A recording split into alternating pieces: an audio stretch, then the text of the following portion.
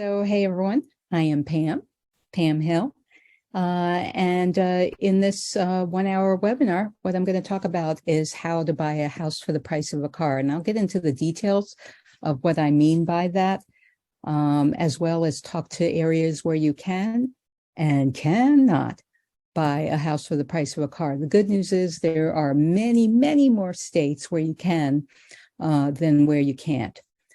So my website, mysmartcousin.com, I encourage you to visit it because I publish a lot of blog content there, and it's a chance just to get a lot of great free information about how to go down this journey, either to invest if you're looking to do that for your own portfolio, or if you're looking to buy a house that finally is something that would be affordable and not the usual out of the level of affordability.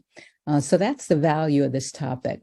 You can also contact me through email, info@mysmartcousin, and then on Twitter as well as on Instagram, @mysmartcousin is my hashtag.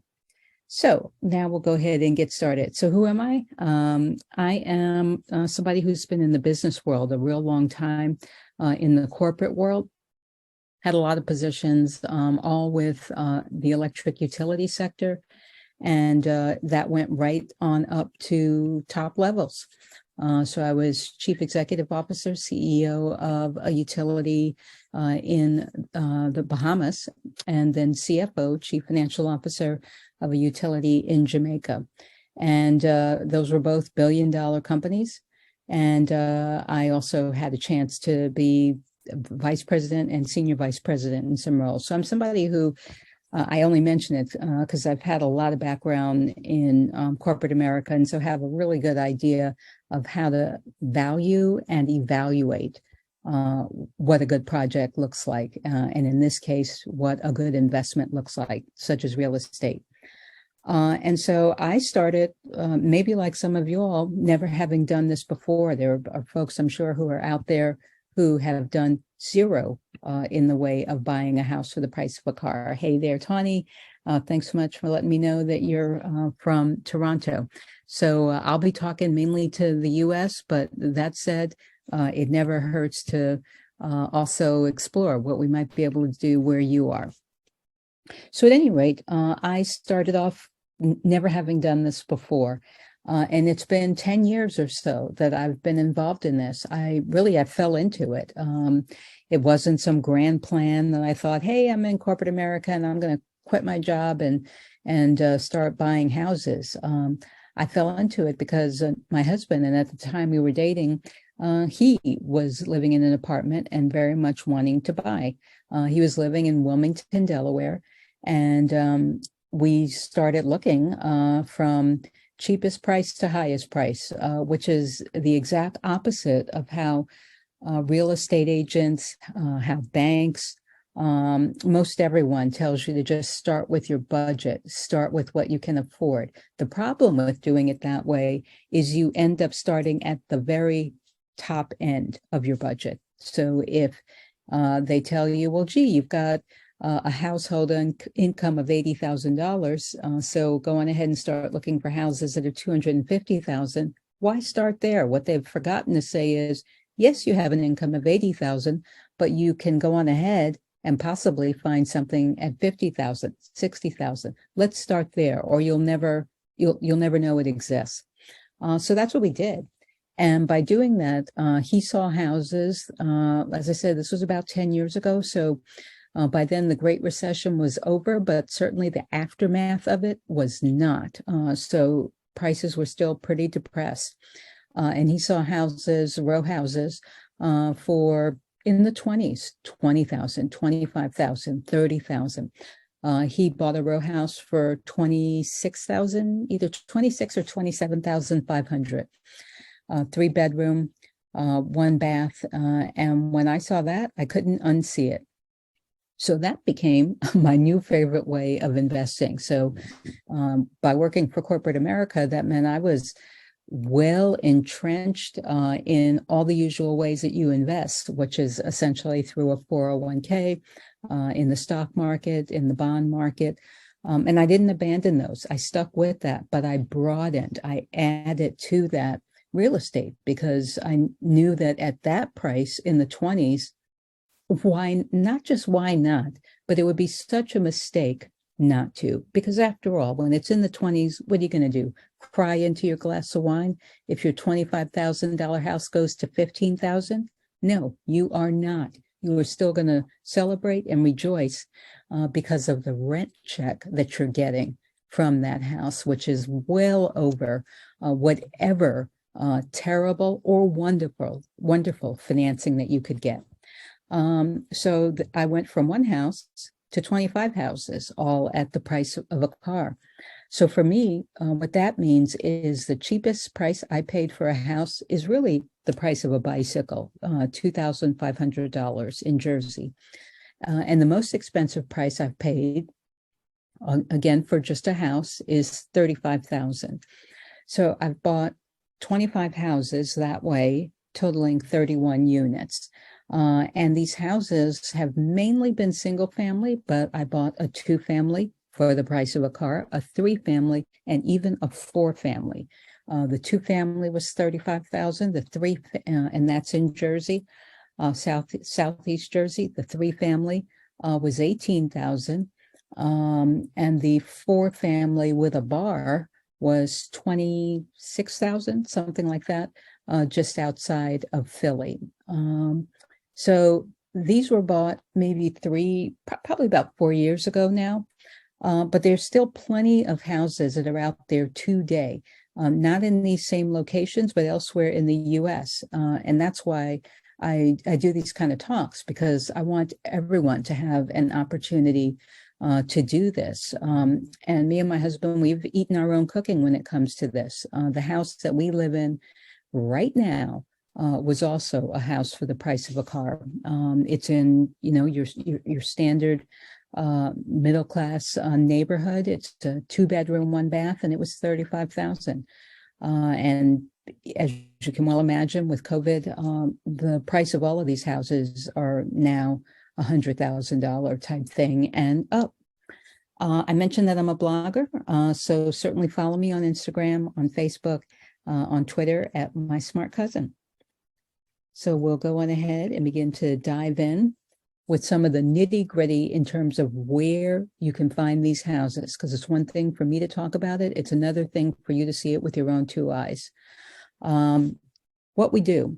So we help take you, My Smart Cousin helps take you from planning to actually developing a roadmap to executing. And we do that in 2 main areas, depending on what your interest is. So one area is on the real estate investment coaching side. And then the other area is on the business front, small business coaching.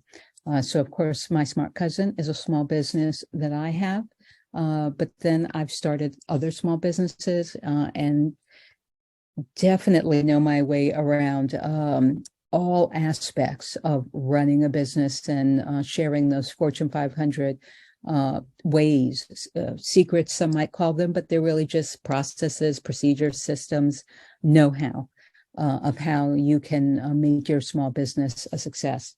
So first thing we're going to do, as far as going to a site, we're going to go on Crexy.com. And the reason for going on Crexy is because that gives you a chance to see right here in commercial properties, that gives you a chance to see houses that are not the price of a car. However, they are houses that are multifamily and that are, I'd say, the price of a house that a lot of people feel like, gee, I should look at this as a starter home for myself. So I want you to think about this in terms of 2 things. One, if you're thinking, well, gee, I'd like to buy a house. Maybe I've got a couple of $100,000, or I can qualify for that for the bank. But once I've done that, I don't have any more money to be able to do an investment. So the value here is that you can use the money that you have to buy a multi-family if you are someone who does not mind living right next, above, below, next to your tenants. So that's one reason to see Crexi. And by the way, I have no relationship with Crexi. They don't pay me. They probably don't know me. So it's just a free site that I like to use.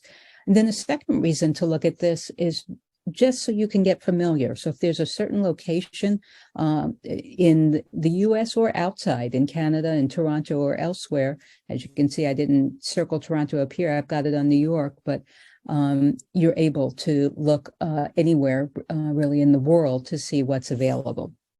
So what I did is I kind of pre-populated a couple of fields. So one is asking Crexi what they have available from $100,000 to $400,000, as long as it's a multifamily. And so you can see here that although I've got New York kind of showing up here, as you go down, you see stuff in Pennsylvania, you see a few in New Jersey, even something up here in Vermont, 3 of them in Vermont, 40 properties that are $100,000 to $400,000, 40 of them in this part of New York. It's obviously, I guess I shouldn't say obviously, but it's all pretty much central and western New York. So if someone says to you, there's no way you could buy a multifamily property for a couple of $100,000 in New York, you have to remind them, oh, yes, you can. It's just not New York City. That's off the table. New York State, absolutely. Philly, probably off the table. Philadelphia, Pennsylvania as a state, absolutely. Jersey, where I have bought. Northern New Jersey up towards New York, no, forget about it. Southern Jersey, yes, absolutely. Okay, so now let's actually look at a couple of examples. So you see here, first of all, with Crexi and really a lot of sites, you see that you can see number of pictures that are shown. So of course, the more pictures, the more likely it is there's a reason to look at it. In other words, it's got something to see. So this is a multifamily. It's in Ilion, New York. I have no idea where that part of New York is. What I can say is if you are someone who works remotely or is not wed to the city that you are living in right now, all you know is you want your own white picket fence once and for all. You're sick and tired of renting. You're ready to work at a pace that is a human pace instead of the rat race pace. I say give Ilion, New York, a look-see, because you can buy what appears to be a 5-family property for $150,000. So now let's open it up and see what this looks like.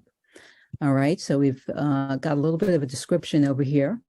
Great investment property. It's 5 units. It's already rented out. So if this was the kind of property that you wanted to buy and not live in it, just simply live off of the rent checks that come with this house, well, now you can. It's all rented out for you. There's no extra work that needs to be done. Here's what you should realize when you see already rented out.